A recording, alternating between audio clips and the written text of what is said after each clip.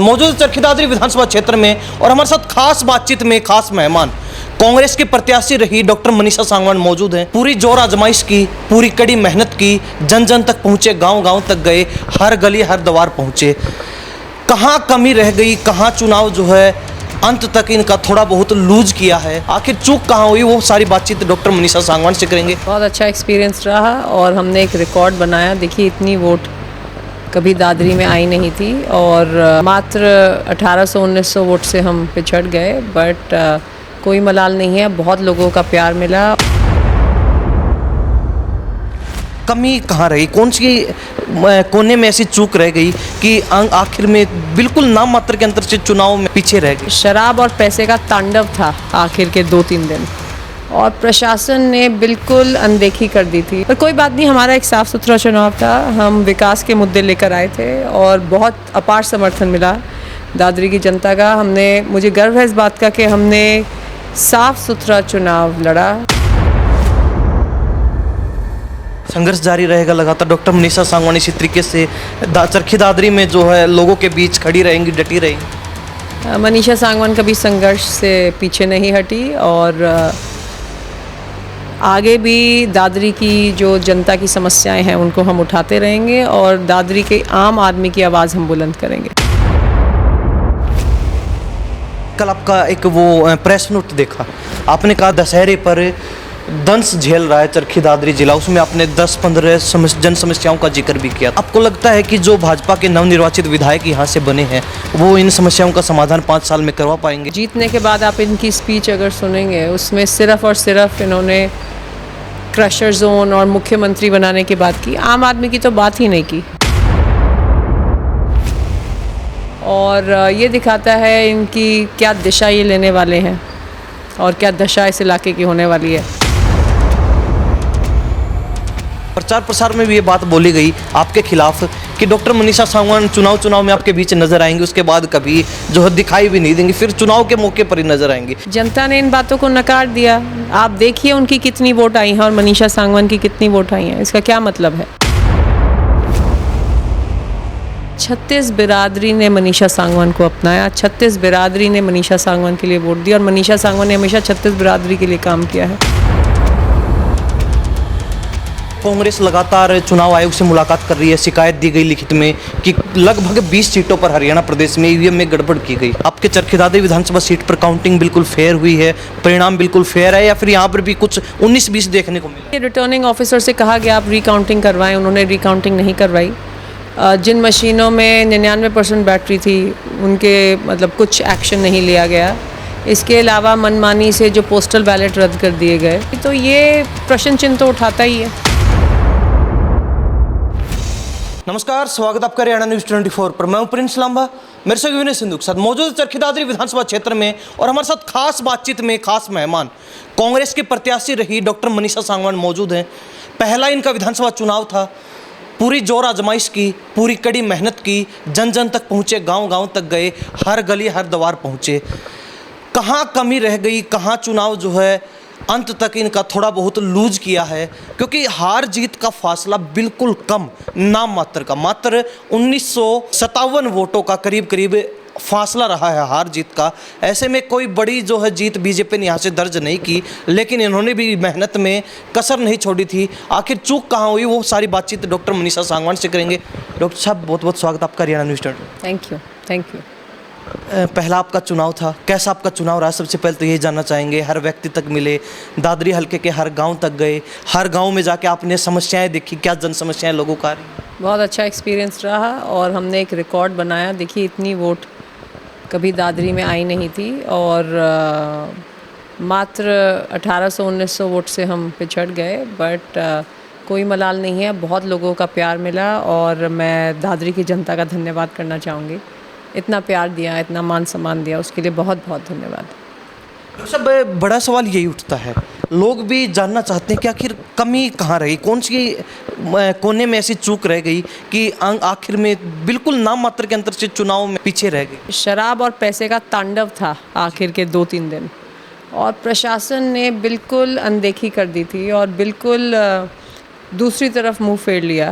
तो जिस तरह से शराब, पैसा बांटा गया, पर कोई बात नहीं, हमारा एक साफ़ सुथरा चुनाव था। हम विकास के मुद्दे लेकर आए थे और बहुत अपार समर्थन मिला दादरी की जनता का। मुझे गर्व है इस बात का कि हमने साफ़ सुथरा चुनाव लड़ा और इतनी वोटें हमने हासिल की। केवल 1800-1900 वोट, अगर आप देखें आंकड़ों के हिसाब से, पूरे हरियाणा में दूसरे नंबर पे, तीसरे नंबर पे टॉप 3 कॉन्स्टिट्यूंसीज़ हैं जहाँ पे मार्जिन बिल्कुल कम था।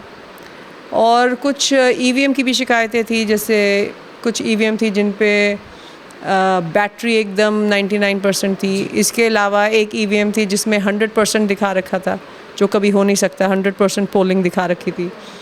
तो पर आरओ ने सुनवाई नहीं की, पर कोई बात नहीं, अगली बार से ही। संघर्ष जारी रहेगा लगातार। डॉक्टर मनीषा सांगवानी इसी तरीके से चरखी दादरी में जो है लोगों के बीच खड़ी रहेंगी, डटी रहेंगी। मनीषा सांगवान कभी संघर्ष से पीछे नहीं हटी और आगे भी दादरी की जो जनता की समस्याएं हैं उनको हम उठाते रहेंगे और दादरी के आम आदमी की आवाज़ हम बुलंद करेंगे। जिस तरीके से आपने अभी एक बात बोली कि पैसे का, शराब का खुला तांडव हुआ है चरखी दादरी के अंदर, तो क्या डॉक्टर मनीषा सांगवानी इन सब चीज़ों से दूर रही हैं पूरे चुनाव में? क्या वास्तव में ही डॉक्टर मनीषा सांगवानी कह सकती हैं कि हाँ, हम जो है चुनाव को बिल्कुल पारदर्शिता के साथ और साफ सुथरे तरीके से अंत तक लेकर गए? दादरी की जनता जानती है बिल्कुल ही। अब इनकी जो जीतने के बाद आप इनकी स्पीच अगर सुनेंगे, उसमें सिर्फ़ और सिर्फ इन्होंने क्रशर जोन और मुख्यमंत्री बनाने की बात की। आम आदमी की तो बात ही नहीं की। आम आदमी की क्या समस्या है, उनके बारे में ये क्या करने जा रहे हैं, इस मुद्दे पर कोई बात ही नहीं हुई। और ये दिखाता है इनकी क्या दिशा ये लेने वाले हैं और क्या दशा इस इलाके की होने वाली है। तो हमने तो हमेशा से ही आम आदमी के बारे में सोचा है। जो हम स्कूल कॉलेज बनवाने की बात करते थे वो आम आदमी से संबंधित था। हम सीवरेज व्यवस्था ठीक करने की बात किया करते, पानी की बात किया करते। इन्होंने केवल कुछ बिजनेसमैनों के मुद्दे उठाए, इसके अलावा कोई मुद्दा नहीं उठाया। आपने देखा इनकी जो विक्ट्री स्पीच थी जीतने के बाद, उसमें इन्होंने आम आदमी की समस्याओं के बारे में कुछ भी नहीं कहा। आपने क्रैशर जोन का जिक्र किया, पूरे चुनाव में एक बड़ा मुद्दा बनाए रखा गया इस मामले को, क्रैशर जोन वाले को। ये बात प्रचार प्रसार में कही गई बीजेपी की तरफ से कि अगर हुड्डा सरकार बनती है, भूपेंद्र सिंह हुड्डा सीएम बनते हैं, यहाँ से कांग्रेस प्रत्याशी मनीषा सांगवान जीत जाती है, तो क्रैशर जोन को बंद कर दिया जाएगा। यहाँ से जो चरखी दादरी का पूरे ज़िले की जनता जो है अपना घर चलाती है, उनका चूल्हा भी नहीं जलेगा। इस तरीके की बातें कही गई, पूरा प्रचार प्रसार इसी पर आधारित रहा। क्या कहेंगे? देखिए, झूठा प्रचार करने में ये लोग माहिर हैं। आप एक भी वीडियो दिखा दीजिए जहां हमने ये कहा हो कि हम क्रशर जोन को बंद करवा देंगे। हमने बात की थी कि क्रशर जोन से जो पैसा आ रहा है उसको दादरी में बढ़िया सिविल अस्पताल बनाने के लिए, बढ़िया मेडिकल कॉलेज बनवाने के लिए इस्तेमाल किया जाए। पर क्योंकि ये प्रोपेगेंडा फैलाने में माहिर हैं, आज तो नहीं है, इनका 7वां चुनाव है। पहले के चुनाव में भी दादरी की जनता जानती है किस तरह से प्रोपेगेंडा इन लोगों ने फैलाए। तो एक प्रोपेगेंडा फैलाया गया, बट मुझे नहीं लगता उसका कोई ख़ास असर पड़ा। देखिए, 800-900 वोट इधर हो जाती तो हम जीत जाते। पोस्टल बैलेट जो हैं, जो असल मुद्दा है, इन्होंने इतने पोस्टल बैलेट रिजेक्ट करवा दिए जो ज़्यादातर कांग्रेस के हक़ में थे। ये असल मुद्दों को दबाने के लिए इस तरह की बात करें, जिस तरह से इन्होंने डमी कैंडिडेट उठाए, जिस तरह से जजपा हो या बीएसपी हो, उनके सब उम्मीदवार इन्हीं की मदद कर रहे थे। तो उन मुद्दों से ध्यान हटाने के लिए ये इस तरह की बातें कर रहे हैं। डॉक्टर साहब, एक बड़ा सवाल है, हरियाणा प्रदेश में कई सीटों पर ये मामला चल रहा है। कहते हैं कि अगर कांग्रेस पार्टी आम आदमी पार्टी के साथ गठबंधन कर लेती तो कई सीटों पर जीत मिल सकती है, क्योंकि यहाँ पर भी आपने देखा होगा आम आदमी पार्टी प्रत्याशी को जितने आपकी हार जीत का अंतर रहा है, इतने वोट उन्होंने भी प्राप्त किए हैं। तो अगर वो गठबंधन हो जाता तो उसका लाभ मिलता, आपको लगता है? देखिए, ये तो हाई कमांड के फैसले होते हैं, इसके बारे में हम क्या कहें। पर मैं ये कहना चाहूँगी कि आज बड़े बड़े देशों ने ईवीएम को नकार दिया है। कोई तो कारण है। अमेरिका जैसा देश ईवीएम इस्तेमाल नहीं करता, इंग्लैंड में ईवीएम इस्तेमाल नहीं होते, जापान में ईवीएम इस्तेमाल नहीं होते। तो हमारा देश ही एक ऐसा देश है, बार बार शिकायतें आने के बावजूद हम ईवीएम के पीछे पड़े हुए हैं। इतने साल हमने बैलेट पेपर पे चुनाव करवाए। अमेरिका आज भी बैलेट पेपर पे चुनाव करवाता है, जापान, कनाडा, ये सभी देश बैलेट पेपर पे चुनाव करवाते हैं। केवल हमारा देश है जो हम ईवीएम के, तो ईवीएम के बारे में एक ज़रूर कुछ करना पड़ेगा, क्योंकि बार बार ईवीएम में धांधली और ईवीएम में गड़बड़ी की बात आ रही है। अब आप देख लिए, इन्होंने पोस्टल बैलेट तो रिजेक्ट कर दिए। जिस मशीन में 100% पोलिंग दिखाई गई, क्या आप समझते हैं 100% पोलिंग हो सकती है? उसको रिजेक्ट नहीं किया, तुरंत इन्होंने 600-700 कितने पोस्टल बैलेट इन्होंने रिजेक्ट किए। पर ईवीएम जो ईवीएम में सिग्नेचर नहीं थे या सील नहीं थी, उनको इन्होंने रिजेक्ट नहीं किया।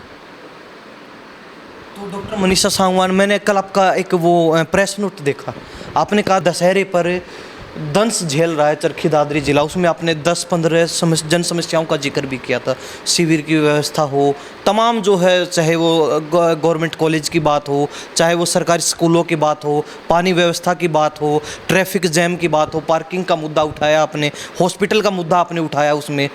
तो ये आपको लगता है कि जो भाजपा के नवनिर्वाचित विधायक यहाँ से बने हैं वो इन समस्याओं का समाधान 5 साल में करवा पाएंगे? आपको उम्मीद है कुछ उनसे?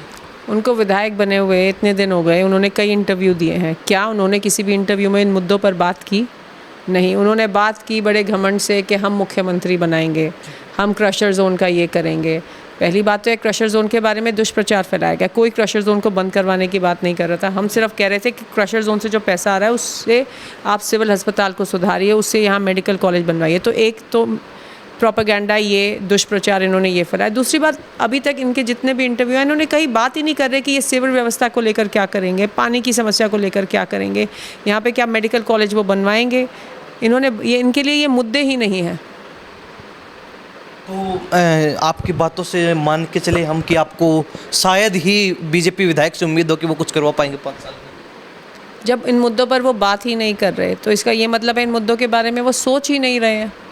तो जब सोचेंगे नहीं तो काम कैसे करवाएंगे?